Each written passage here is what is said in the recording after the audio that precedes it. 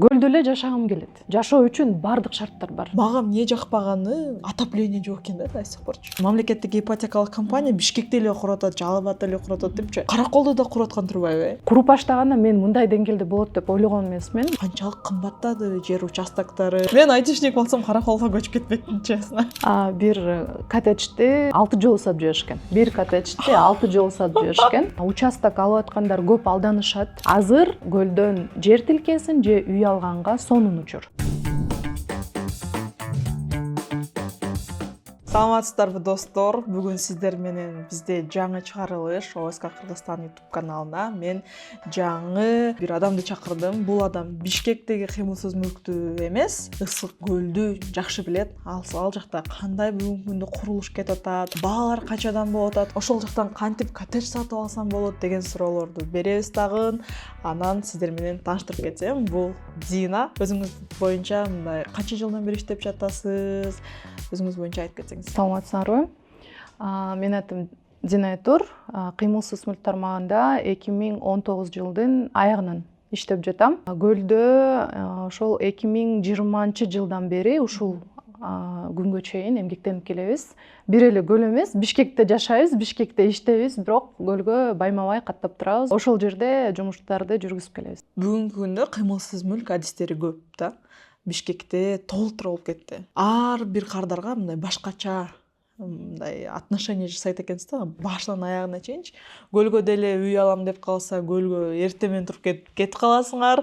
Кечке ошо госрегистрде жүрүп, үй алып берип, анан кайра Бишкекке кеч курун келип калат экенсиңер да.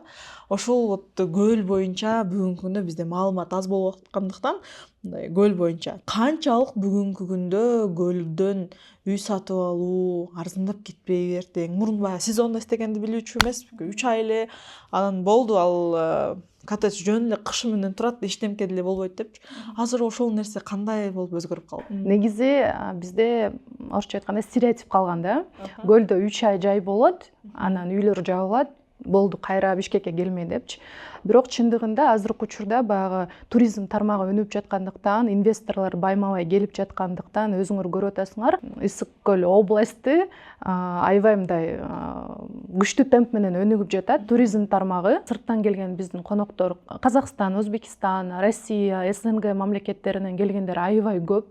Азыр мисалы көлгө выходной күндөрү барсаңар, 3-4 жыл мурунку 22 жылдан кийинки 3 жылды аралыгын салыштырсак, адам аябай көп. Президентибиз сырттагы биздин конокторубузга жана жарлыкка кол койбодубу? Көлдөн кыймылсыз мүлк алса болот дегенчи. Ошондон кийин бул өтө мындай күчтүү темп менен өстү да. Менин оюм боюнча, Кыргызстан калкыбызда бизде азыркы күндө 7 миллион адам бар да.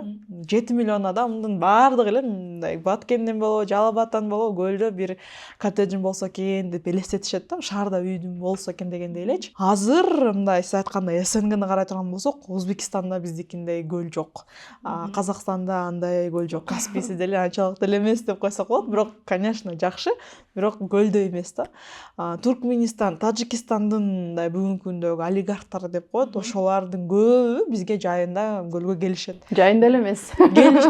Жайында келишчү. Азыр эгер ошол эмени президенттин указын көргөндөн кийин ар бири калып калды болуш керек дейм да, ошол жактан бир коттедж алгангачы. Дагы белгилей кетчү нерсе, өзүңөр көрүп атпайсыңарбы, азыр Центральный Азияда болбогон горнолыжный база салынып атат. Элестеткиле? Караколдо горнолыжный база салынып атат. Буга чейин мисалы Караколдо горнолыжный база турганда казакстандыктар мисалы 16 декабрь день независимости деп коет, баягы Казакстан мамлекетинин. Ошол күнү буга чейин эле бул база салына электе эле, баштала электе эле горнолыжный базанын 80% казак туугандар келип салышчу. 16 декабрдан 20 декабрга чейин Каракол шаарында эмелер, конок үйлөр, гостиницалар, бүт мейманканалардын баары толуп калчу. Казактар менен. Азыр эми элестеткиле ушундай деңгээлдеги база салынып атат.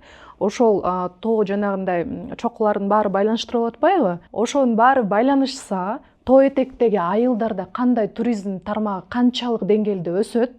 Элестеткиле. Анан көлгө келип эс алышат. Көлдөн ары базага барып эс алышат. Базадан лыжа тебишет дагы, 5 күн лыжа теп, 3 күн, 4 күн лыжа теп, келатып көлгө токтошот. Ошол жактан эс алышат, бассейнге түшүшөт.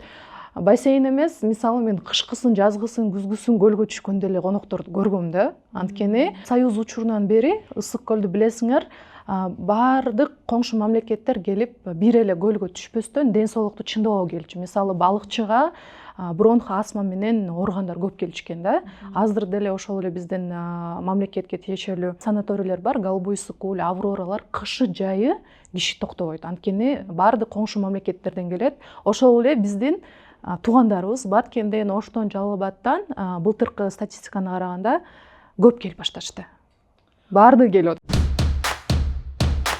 Достор, эгерде сиздер курулуш компаниядан үй алгыңыздар келип жаткан болсо, бирок бүгүнкү күндө Бишкектин рыногунда кантип аламын, кайсыл документтерди текшерем, кайсыл застройщикке ишенсем болот, кайсыл застройщикке акчамды берсем болот деген ойлор менен үй албай жаткан болсоңуздар, анда биздин ОСК компаниябызга кайрылыңыздар. Биз сиздерге курулуш компания тандап, юридикалык жактан текшерип, сиздерди үй алуу келишимин түзгөнгө чейин жардам беребиз. Бардык маалыматтар ушул номерлерде. Ушунча плюстарын айтып кеттик. Плюска жараша баалары боюнча сүйлөшүп кетпейлиби? Мисалы 3-4 жыл мурун ал жакта бунчалык Кыргызстан эли, СНГ ал жактан үй алам деген ниет жок болсо керек эле. Ошол убактагы баалар менен бүгүнкү баалардын айырмасы канча процент болот атат?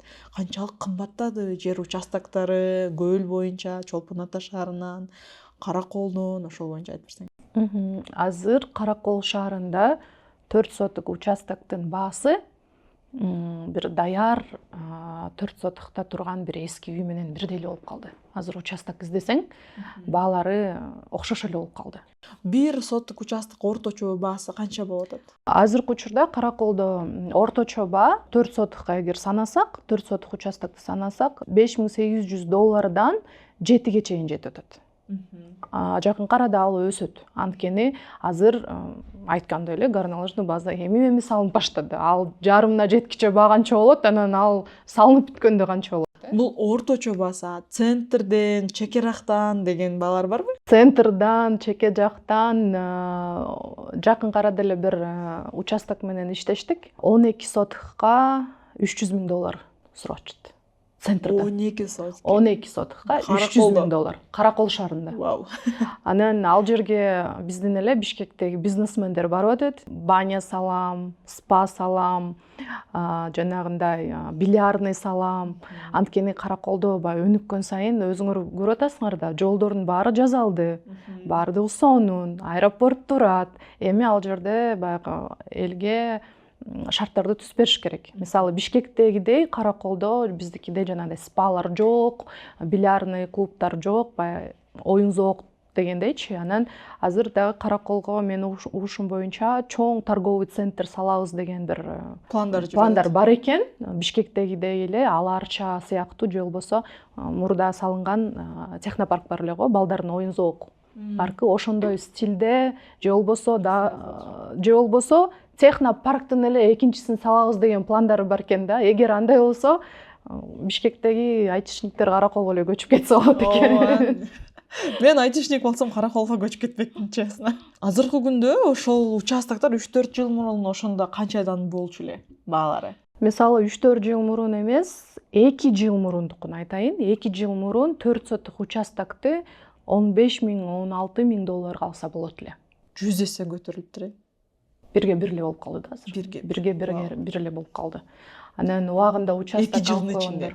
2 жыл. Бишкекте бирге бир 3-4 жылдын ичинде болду да. Ал жакта 2 жылдын ичинде эле. Шахты Жыргалаң деген айыл бар, эгер уксаңар болуш керек. Тоонун арасында эле үйлөр калып калган, көп адамдар көчүп кеткен, анда-санда эле баягы жашоочулар калганда, анан кийин ошол туризм тармагын өнүктүргөн байкелер барып, баардыгы туризм фрирайдты өнүктүрүшүп, ошол жерде отурукташып, чет мамлекеттен туристтерди, Америка, Европадан туристтерди ташып фрирайд өткөрүшчү. Ал айыл өзүнчө эле бир эме да, мейманкана айыл да. Ал жерде жалаң туристтер жашашат. Анан эле ошол айылдын чекесиндеги жакынкы алдыдагы айылдар баардыгы баягы каралбай калган үйлөр, мисалы миграцияга кетип үйлөрүн бекитип койгон үйлөр, такыр Бишкекке көчүп кеткен үйлөр, участоктун баары калып калган да. Мисалы азыр ошолордун баасы ушундай көтөрүлдү. Жакын арада эле биз участокторду издедик. Жок. Таппайсың, бирок тапсаң дагы азыр сатышпайт. Анткени баардыгы кармап отурушат да. Анткени билишет.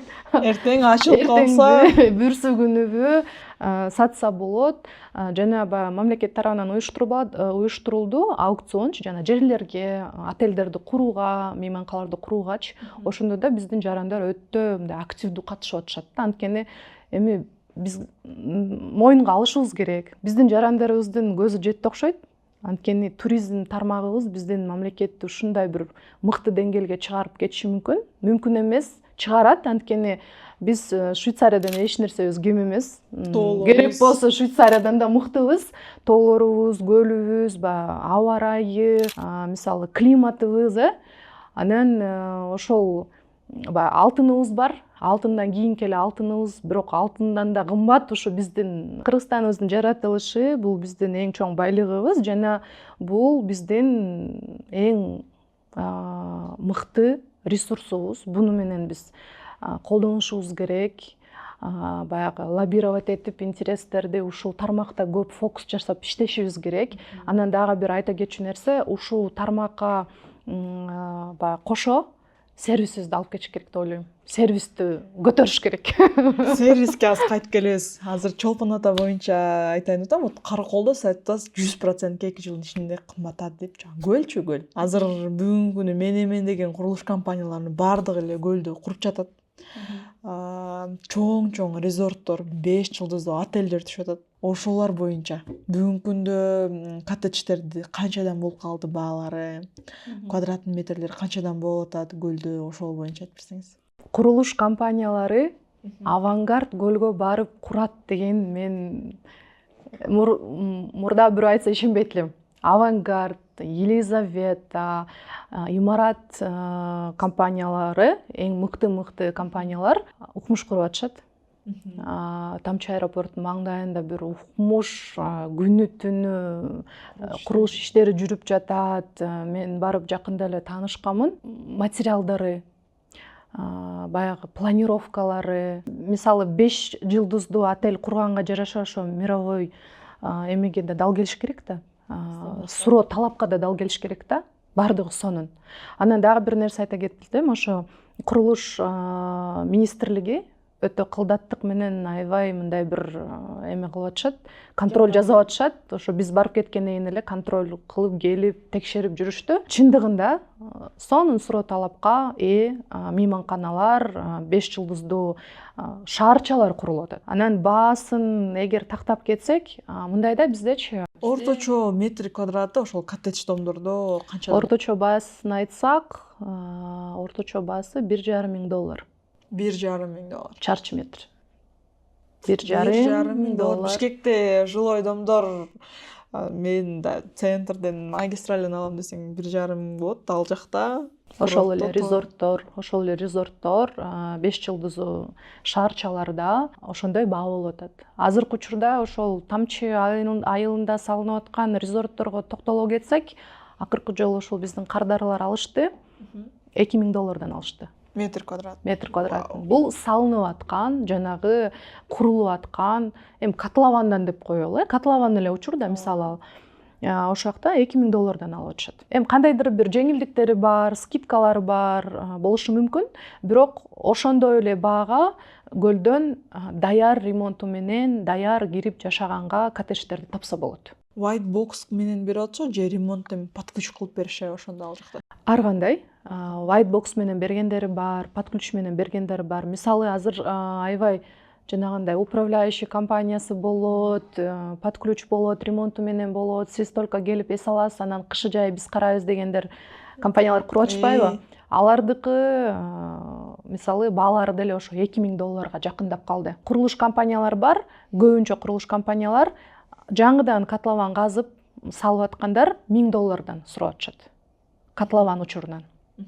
Мындай салыштыра келсек, баягы популярный эмес курулуш компаниялары. Өтө популярный эмес, бир 5 этаж клубный дом салып же болбосо 4 этаж клубный домдордо чарчы метри $1,000 болот атат, white box. Ремонту менен мен готовыйлардан көп байкай элек мен акыркы жолу ошо Радугадан көргөнмүн. Баягы ремонту менен беришет экен. Дагы бир 2-3 компанияны көрдүм. Алардын деле баалары ушундай эле.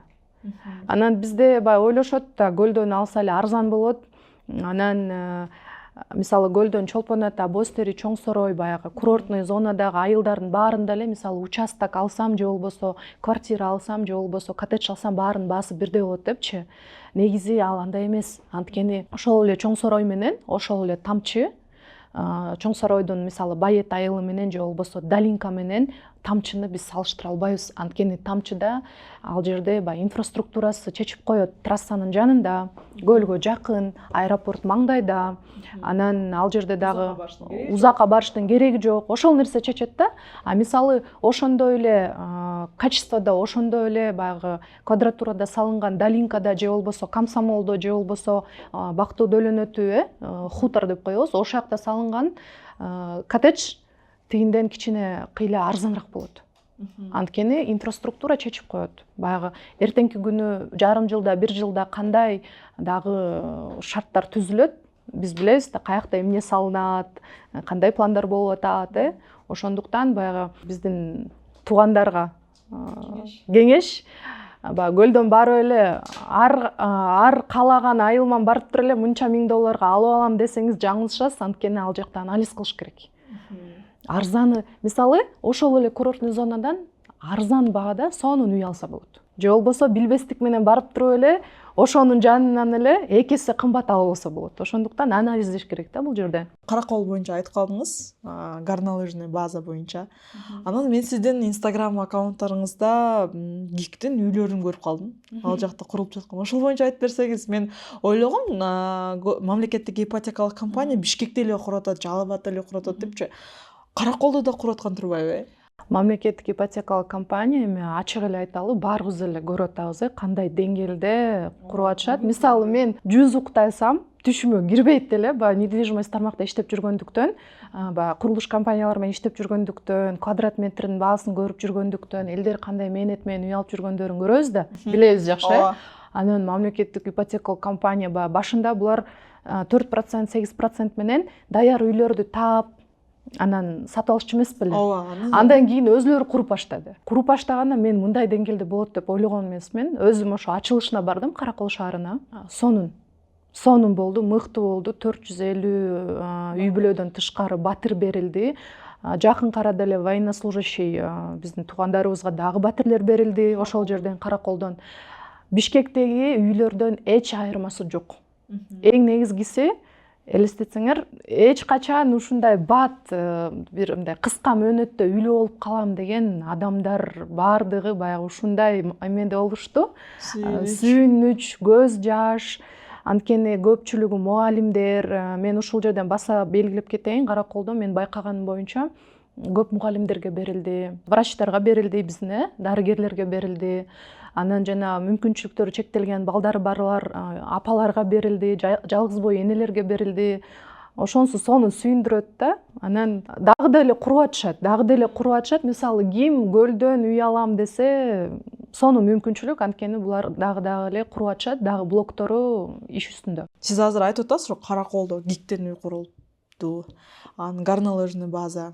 Анда ошонун көрүүнүм боюнча баягы караколдуктар азыркы ал жактагы баягы иш бүтүп калса, Бишкекке келгиси деле келбей калат болуш керек дедим да. Не дейсиз деп ойлойсуз? Мен өзүм боюнча айтайынбы? Өзүмдү ушул жерде ачык эле айтайын. Өзүм атыман, мен өзүм көлдүкмүн, Караколдун келинимин. Караколдо жашагам, мен Караколду жакшы билемин. Мен көлдө эле жашагым келет. Көлдө жашагым келет, Караколдо жашагым келет, Чолпон Атада жашагым келет. Жашоо үчүн бардык шарттар бар. Бардык нерсе бар. Кудай буйруп, аэропорт турат. Кааласам Бишкекке 40 мүнөттө учуп кетем, бирок мени Бишкекте бир нерсе эле кармап турат, бул менин балдарымдын окуу жайлары. Ошол нерсе үчүн эле биз Бишкекте турабыз. А бирок Караколдо аэропорт бар, горнолыжный база бар, бардык дүкөндөр бар. Бишкектен эч айырмасы деле жок болуп баратат. Анан эң негизгиси бул таза аба. Таза аба, эми тоонун борунда сонун да, укмуш. мурун кудай баягы ою барлар особняк алып алгандар бар го, барып туруп особняк. Мен мындай тааныштарым болуп калган, барып туруп особняк алып алгандарчы 5 сотик жери мененчи. Кышында болсо аны барып суббота воскресенье кой жаман болуп кетпесин деп барып от жагып келишет да. Кышында жок болуп кетпесин депчи. Жайындап эме сдавать этишет. Андан көрө мен айтам да, мындай баягы курулуп аткан баягы Радуга окшоп өзүнүн управляющий компанияны алып койсоң круглогодично да, жыл бою мындай прибыль алып турмаксыңар депчи. Ошол прибыль боюнча кичине сүйлөшүп кетсек, ошол боюнча баягы сиз башында айтып кеткендей 3-4 айлык эмес, азыр жыл сайын депчи. Ошол нерсеге деле ушул влиять этет да. Ооба. 2 жыл мурун же 1 жыл мурун ошо кышында отдыхать эткенге барып келдим ал жакачы. Мага эмне жакпаганы отопление жок экен да до сих порчу. Ошо отопление жагынан азыр кандай болуп атат, жаңылар балким отопление коюп атат. Техникалык жагынан. Азыр мисалы акыркы жылдары курулган резорттун баары теплый пол коюп кошкон. Теплый пол кошуп калышкан. Анан билесиңер, очистное сооружение деп коет көлдө. Эми көлүбүз ыйык, көлүбүздү аябай кылдаттык менен мамиле жасап, баягы кылымдан кылымга өткөрүп, баягы урпактарыбызга калтырчу нерсе деп турабы? Ошо очистное сооружениясын мисалы мурун көп пансионаттар, көп резорттор каалагандай эле сала беришкен да, окшоштуруп эле цака салып, ар жака подключение кылып коюп, бер жака подключение коюп. Азыр мисалы бул тармакта мындай контроль болуп атат, өтө текшерүүлөр бар. Мисалы резорт салып атканда мурда бизде Бишкектегидей эле болчу да, көлдө элечи. Мисалы Бишкекти билесиңер да. Участокко үй салып туруп, үйдү бүтүрүп туруп, ремонтун ичин жасап туруп, жана готовый ремонту менен берген компанияларчы үйдүн ремонту менен берип туруп, анан ойлонушчу да, канализацияны каяка кошуп салсам депчи, мисалы. Септик жасап салсамбы деп. Септик жасап салсам, мисалы ошол эле район билдингке билесиңер, жана ызычуу болушуп, үй бүткөндөн кийин анан септик казып коюшкан да. Мисалы көлдө деле ошондой болчу. Резорт салып туруп, анан эмне кылабыз, септик каяка алып барабыз. Очистное сооружение деген тема вообще жок болчу. Даже суу маселеси, свет маселеси баягы ар жактан тартып келип эле кошуп коюп эле, көп ушундай болчу экен да. Азыр мисалы баягы жанагы курулуш министерствосу аябай баягы талап койгондуктан баардык жана органдар ошол эле суу, мисалы жарык, ошол эле электричество, очистное сооружение жактан требование болуп, аябай кылдаттык менен текшерилип жүргөндүктөн азыр баардыгы идеально кылып калышты. Биринчи үйдү салгандан мурун ойлонушат да, каяка сууну кошом, каяктан тартып келем, кайсы кабелден свет тартып келем, кайсыл трубага кошулам, кайсыл септигим каяка кетет дегендейчи. Ошондуктан бул жери кичине оңолуп калды. Анан жылуулукту айтканда, жылуулук жагында көбү теплый пол кошуп калышты. Электричество менен көп эле ысытып атышат. Бирок мен үмүтүм бар, ушу жаңы чоң резорттор коюлса, балким дагы бир альтернативный котельныйларды коюшабы. Анткени эми көлдө мисалы курортный зонада Чолпон Ата, Бостери, ошол эле Тамчы, мисалы Өрнөк, ошол эле курортный айылдарда мисалы билесиңер да, ал жерде өтө көп кар түшпөйт, өтө суук болбойт билесиңер. Мисалы Темировка Темир айылына чейин кар өтө аз жайт. Балыкчыдан баштапчы, а Темировкадан ары Ысык көл району кар калың түшөт. Ошондуктан баягы көбү теплый пол менен эле чыгып кетишет. Мен барганда теплый пол, анан кийин баягы кондиционерлер, ысыта турган кондиционерлер менен эле жүрүшөт экен да. Сонун азыркы убакытта эгерде акчам болсо, ошол жака дагы деле инвестиция жасасам болобу деген суроолор пайда болот элдерде. Же болбосо уже бар жок нерсе кымбаттап кетти, эмне деп ойлойсуз? Болот. Эч качан болбойт деп айта албайм. Анткени мен баса белгилеп кеткендей эле ошол эле көлдөн 4 сотук жерди жакшы багаласа болот. Анан ошонун жанынан эле билбестен барып, ошол эле 4 сотукту 2 эсе кымбат алса болот. Ошон үчүн анализдеш керек. Акча каражатыңыз канча, эмнени каалап жатасыз? Квартира каалайсызбы, же коттедж каалайсызбы, же бир өзүнчө үй каалайсызбы? Анткени азыр биз көп курулуш компаниялар менен кызматташып келебиз, көл боюнча мыкты компаниялар менен иштешип келебиз, подрядчиктер менен иштешип келебиз. Баягы ысык пирожкидей бүгүн пайда болуп түштөн кийин сатылып кеткен коттедждер, квартиралар, кыймылсыз мүлк аябай көп бизде. Анан ал жерде мындай да, бардык жерде мисалы подрядчиктер менен иштешебиз биз. Алар баягы бартерге, строительный компаниялардан баасы төмөн алышат дагы. Анан бир кыйла убакыттан кийин алар баягы акчасын чыгарып алыш керек.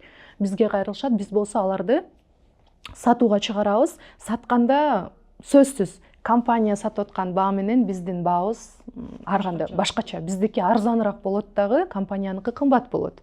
Ошон үчүн биз баягы пикир келишпестик болбосун, компаниялар таарынбасын деп андай недвижимостьтерди закрытый эмеде сатабыз да, группаларда сатабыз. Бул жерде эң эмеси кыймылсыздык менен иштеп жүргөндү мен деле сезип калдым. Подрядчиктерден чыккан мындай баалар бул нак акчага да көбүнчө. Курулуш компания алгандар, алардын мындай негизги эмеси баягы рассрочкага болуп атпайбы? Ошондуктан баягы нак акчага алам деген үчүн подрядчиктер мындай сиз айткандай эле акчасын чыгарып алыш керек да. Алар рассрочкага бербейт деле болуш керек, Бергендер бар. Мисалы жакын арада эле биз Көлдөн 4-5, калп айтпайм 5-6 таунхаус саттык подрядчиктерден. 7 айга рассрочкага беришти. 7 айга рассрочкага беришти. ПСО форматындагы таунхаустар 65 квадрат, техпаспорттары даяр. Анан Көлдөн дагы мисалы биз документтин эң биринчи орунда документин текшеребиз. Анткени Көлдө аябай сонун эмелер бар, историялар бар. Ошол документтерин эң шок болгон история Көлдөгү боюнча балким айтып кетиптирсиз. Сатуу бул оңой эмес. Эгерде сиздер бүгүнкү күндө кыймылсыз мүлкүңүздөрдү саткыңыздар келип жаткан болсо, анда сиздер биздин открытая сделка компаниясына кайрылсаңыздар болот. Биз сиздерге сатуудан сатып алып бергенге чейин жардам бере алабыз. Анда эмесе ушул номерлерге кайрылыңыздар. Бир коттеджди 6 жолу сатып жиберишкен. Бир коттеджди 6 жолу сатып жиберишкен. Мен перепродажа Бишкекте 5 жолу ОСК 5 жолу уккам да, бирок 6 жолу бул Көлдө болот экен, вообще просто ужас. Ал жерде мындай болгон, техпаспорту бар, жашынакай эле недвижимость болгон. Аны бир байке алат, анан аны тууганына сатат. Тууганы Казакстанда болот. Казакстанда көп жылдан бери иштейт экен, эмгектенет экен. Ал баягы тууганына ишенип эле, тууганым мага сатып атат деп эле, документтин суратын тарып жиберет экен, кел оформление кылабыз десе, мен эми азыр барбай эле, бул кышында сатыптыр. Жайында эле барбаймбы дейт да, ана мейли деп акчасын бөлүп банктан перевод кылып алыптыр, расписка жазып берген экен. Анан аны саткандан кийин ал коттедж бошто. Ошол резортто, коттедж турган резортто бир эжеке жашайт экен, кышы жайы. Ал жанагындай кышында бекитип кеткен үйлөрдү кышкысын майрамдарда арендага берет экен, кошуналардыкын. Ошол эжеге өткөрүп берип коет байкеч. Өткөрүп берип коюп, ошол иштете берсин деп. Анан макул деп эже иштете берет дагы, анан байкеден дагы бир клиент чыгып калат байкеге. Байкеге акча керек болгон экен, ал алып туруп, ал клиентке ага сатып салат. Ал да расписка жазып берет, акчасын бердим, анттим депчи. Ал байке болсо айтат, документи деген иниме катталган, ал Казакстанда, ал ойлогон экен да, баягы иним келсе сүйлөшүп, кайра эле сатып салабыз. Мына мен сага мисалы прибыль алып келдим, мен сага мисалы 70ке саттым, мен буга 80ке сатып атам, $10,000 прибыль алып келдим, сен мага рахмат айт деп эле, анан баягы Казакстанга өзгөртүп салам деп ойлогонда ага саткан. Ага сатса тиги адам алып туруп, распискасы менен эле ал туугандарына предлагать этет. 4-1 тууган экен, 4-1 тууганга айтат, ким алат? Келгиле акча чогулталы, алалы, анан аягында мисалы иштетип, анан акыры сен алып каласың же мен алып калам деп ушинтип отуруп, тууган ичинде сен алдың, мен алдың болуп атып эле, расписка бири-бирине жазышып эле 6 жолу сатылып кетиптир да. Үйдүн хозяйны Алматы жакта жүрөт получается. Жана ага өтө элек. Документи тиги байкеде жатат. Байке болсо тиге расписка алган тигинден, экинчи сатып алуучудан расписка алган, экинчи сатып алуучу барып туруп, дагы 2-3-үнөн акча чогултуп туруп, аларга расписка жазып берип койгон да. Анан баарын эле документти көрсөтүп эле, мына документ деп копияларын чыгарып алган.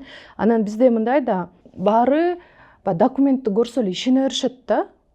Кагазды көрсө эле ишене беришет. Правоустанавливающий документ эмес, ал жакта сатып алуу келишим жок болгондон ДКП болуш керек.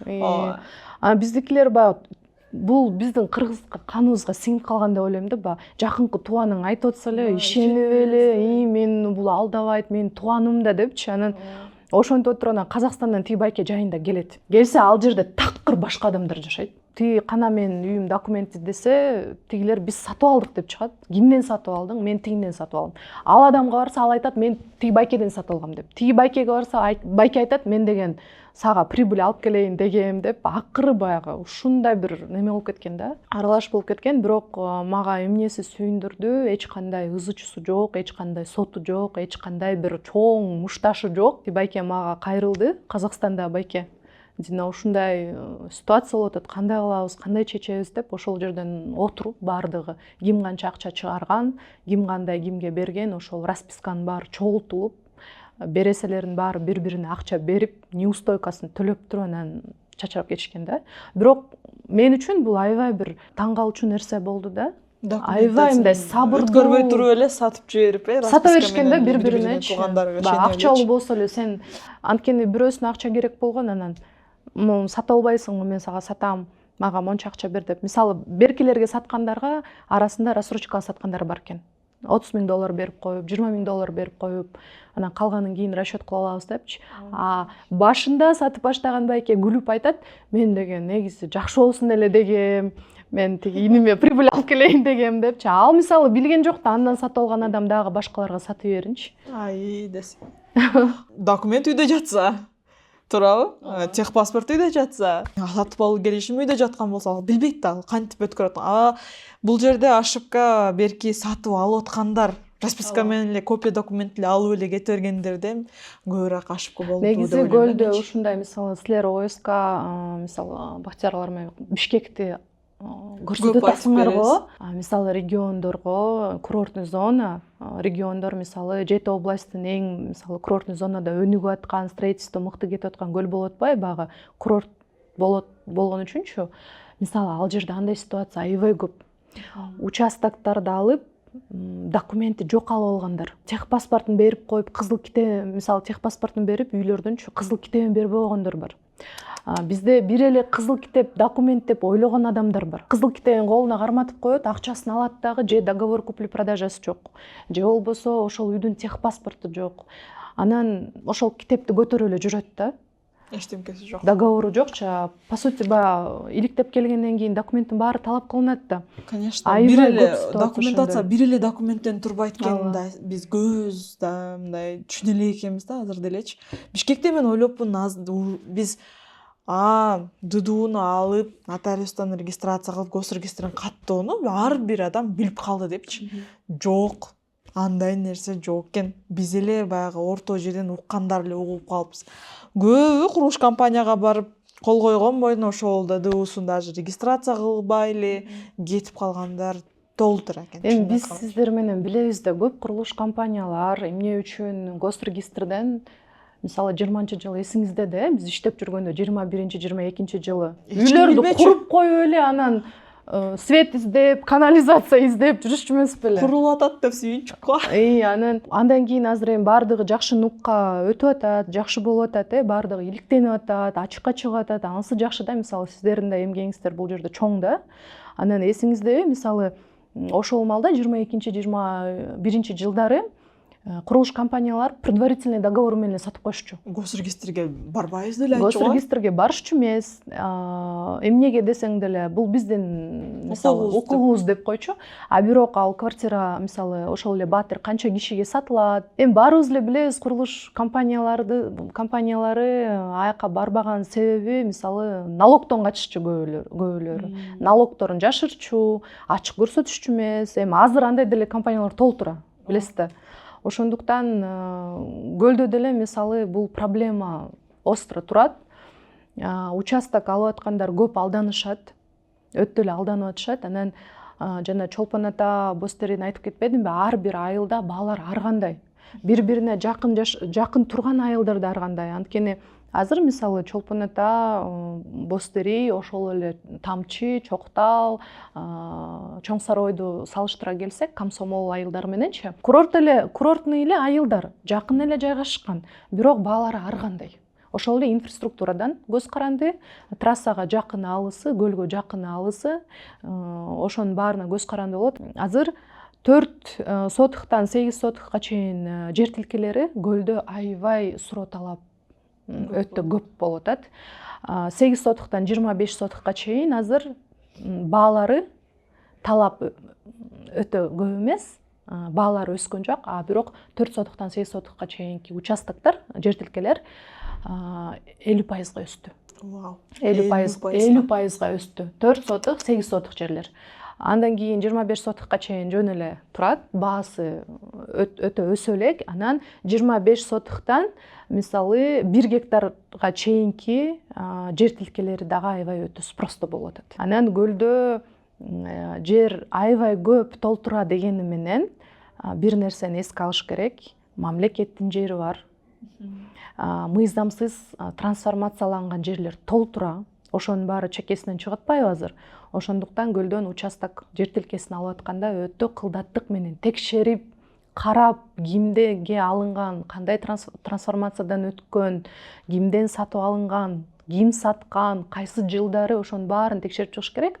Анткени өзүңөр билесиздер, ошол эле тамчынын маңдайында жанагы гигант компанияларыбыз салып аткан резорттун жанында эле Демал деген эс алуу жайы бар экен. Демал, адашпасам, 4,5 гектар мыйзамсыз госрегистрдин мурдагы жетекчиси аркылуу мыйзамсыз одоно бузуулар менен сатылып кеткен. Элестетип атасыңарбы? Ошондуктан бул өтө острый вопрос. Ал жакта деле биз керек экенбиз. Чоң рахмат, мындай айтып сиздин бир ушул подкастыбыздын акырына деле жетип калдык десек болот.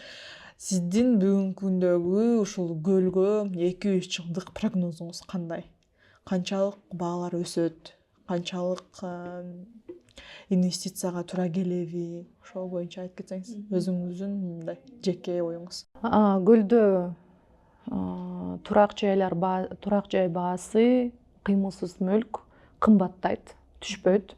Анткени азыр ушул деңгээлде курулуш иштери жүрүп жаткан азыркы учурда баалар $2,000, $1,500 болуп аткандыктан элестетсеңиз, жанагы инфраструктуралардын баары кылдаттык менен бүтүрүлсө, ошол эле горнолыжный база аяктаса, СНГ боюнча биринчи ушундай деңгээлде горнолыжный база болуп атса, баалар өсөт. Азыр сонун учур көлдөн жер тилкесин же үй алганга сонун учур.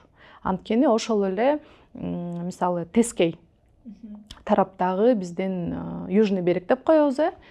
Южный берегде акырындан жандана баштады, жолдор жасалып бүттү, ошол жерде да курулуш иштери башталды. Көл өнүккөндөн дагы да өнүгө берет. Анткени өзүңөр билесиңер, сиз айткандай көлүбүз, биздин көлүбүздө эч жерде көл жок. Коңшу мамлекеттер бизге келишет. Мисалы жайында биз арабтарды конокко тоздук. Көлдү көргөндө ыйлап жүргөндөр болду да. Бул не деген бейиш, кандай сонун жерде жашайсыңар, биякты карасаң арыктан суу агып атат, тиякта жана облепиха бирдекелер өсүп турат, жөн эле үзүп жиберсеңер болот турбайбы, ушундай мыкты жерде жашайсыңар деп, алар үчүн бул бир укмуштуудай бир кооздук жаратат экен да. Биз баягы көнүмүш адат көнүп калганбыз да, колдо бар алтын баркы жок болупчу. Мисалы, туризм тармагы өнүккөн сайын биздин көлдүн дагы деңгээли дагы да көтөрүлөт. Анын аркасынан курулуш иштери да жанданат, токтобойт. Мисалы, Асман шаарын башташкан токтоп калды деп атпайсызбы? Мен ойлойм, акыры асман болобу, кандай болобу, ал жерде шаар түшүшү керек. Анткени баягы көлдү булгашат, андай болот, мындай болот деген бир сөздөр болбоду эле. Ар бир жерде өзүнүн бир чечимин алса болот да. Мисалы, ошол эле ГИК, бизде эле ГИК салынып атканда деле сөздөр болгон, ой, анан салынбайт, бүтпөйт, андай болушу мүмкүн эмес депчи. Болот экен го. Кылса болот экен, салынып атат, өсүп атышат, сонун. Курортный зонабыздын, ысык көлүбүздүн келечеги өтө кең. Анткени ал үчүн бизде бардык ресурстар бар. Болгону ошого фокус коюп, ошол эле курулуш тармагын көзөмөлдөгөн органдар ушундай эле темп менен иштеп турушса, ушундай эле контролдоп турушса, ошол эле маалда биздей сиздей эксперттер бардыгын талдап, незаконный сатууларды токтотуп, баягы ачык айкын иштешсек, жардам берсек, анан ошол эң башкысы ошол жерде жашаган элибиз, туугандарыбыз, калкыбыз ушу туризм тармагына өтө басым жасап чогуу өнүксөк, анткени бизде сервисти өтө өнүктүрүшүбүз керек. Сонун кеңештерди айттыңыз. Эгерде мен же болбосо биздин бүгүнкү күндө көрүүчүлөр көлдөн жер алам же болбосо курортный үй алам деп каалап калсак, ошолорго бир 3 кеңешиңизде эмнеге бүгүнкү күндө мындай маани беришибиз керек? Эң биринчиси бул сизге, сиз билгендей мен билгендей эле документ, баардык документтерин кылдаттык менен текшерип, баардыгына көңүл буруш керек. Экинчиси бул ошол жер тилкеси болобу, коттедж болобу, квартира болобу, батир болобу, локациясын изилдеш керек. Ал жерде жакын арада эмнелер салынат жанында, кафе, ресторан барбы, жокпу, баягы трассага жакынбы, алыспы, мөөнөтүнө чейин байкаштырып, баягы общий картинаны мындай чыгарып алып туруп анан алыш керек да. Анан көлдөн үй алып атам десе эле барып эле бир жерден бир үй алып албай, же болбосо аябай көп акча коротуп сарптап бир особняк, мисалы сиз айткандай алып алып, бирок анын деген аны да акташ керек да. Ал өзүн көп жылда актайт, туурабы? Эгер көп сумма алынсачы. Ошол да жери бар да. Анан үчүнчүсү, мен баарына эле кеңеш берип кетет элем. Бишкек шаарында кандай батир алганда эксперттерге кайрылсаңар, юристтерге кайрылсаңар, көлдө деле ошондой эле юрист, эксперттерге кайрылыш керек. Анткени көлдөн алданып калуу Бишкектен да коркунучтуураак да. Анткени Бишкектен батир алып алданып калсаңар, долгострой болуп калса, көлдө элестетсеңер, силер целый бир 10 сотых жер, 20 сотых жер алып, анан акырында баягы чындык чыгат да. Мисалы, мыйзамсыз сатылып кеткен, же болбосо мыйзамсыз трансформация берилип кеткен депчи. Анткени өкмөткө тиешелүү ошондой жерлердин баары, мисалы, өкмөттүн балансына кайтарылып атат. Дагы деле иштеп жатышат. Ошондуктан бул жерден өтө маани бериш керек. Сонун документация жагынан Бишкек деле эмес, эми көлдү дагы текшериш керек болот экен. Ошондуктан ким көлдөн сатып алам дей турган болсо, этияттык менен сатып алыңыздар. Чоң рахмат. Сонун эле мындай эки курбуу кыз келип алып эле сүйлөшкөндөй эле болуп сүйлөштүк окшойт. Сиздерге жакты деп ойлойбуз. Чынын айтканда бул подкастыбызды көптөн көп күттүк. Эмнеге дегенде бүгүнкү күндө көлгө көп адам үй алгысы келип, көп инвестиция жасагысы келгендер көп калды. Көл боюнча сиздерге маалымат жактыбы, жакпадыбы, комментарийге жазыңыздар. Ар бир чыгарылыштан жаңы, жакшы жасаганга аракет жасап жатабыз. Ошондо суроолор бар болсо, комментарийге жазыңыздар. Ошолордун баарына жооп бергенге аракет кылабыз. Чоң рахмат.